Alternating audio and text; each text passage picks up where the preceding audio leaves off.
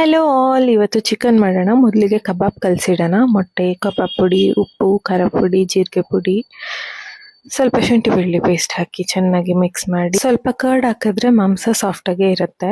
So ಎಲ್ಲ ಹಾಕಿ mix ಮಾಡಿ ನೆನೆಯಕ್ಕೆ ಇಡಬೇಕು. ಅದಾದಮೇಲೆ ಚಿಕನ್ ಗ್ರೇವಿಗೆಲ್ಲ ರೆಡಿ ಮಾಡ್ಕೊಳ್ಳೋಣ. ಒಂದು ಜಾರಿಗೆ ತೆಂಗಿನಕಾಯಿ, ಈರುಳ್ಳಿ, ಟೊಮ್ಯಾಟೊ, ಸ್ವಲ್ಪ ಪುದೀನ ಹಾಕಿ ಚೆನ್ನಾಗಿ ಗ್ರೈಂಡ್ ಮಾಡಿ ಇಟ್ಕೊಳ್ಬೇಕು.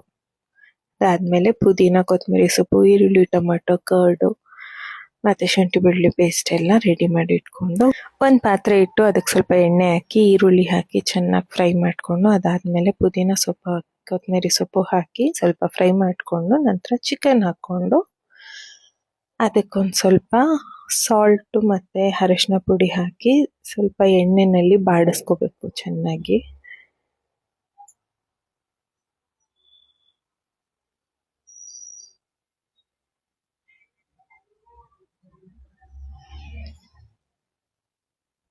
ಅದಾದ್ಮೇಲೆ ಟೊಮ್ಯಾಟೊ, ಶುಂಠಿ ಬೆಳ್ಳುಳ್ಳಿ ಪೇಸ್ಟು, ಸ್ವಲ್ಪ ಧನಿಯಾ ಪುಡಿ,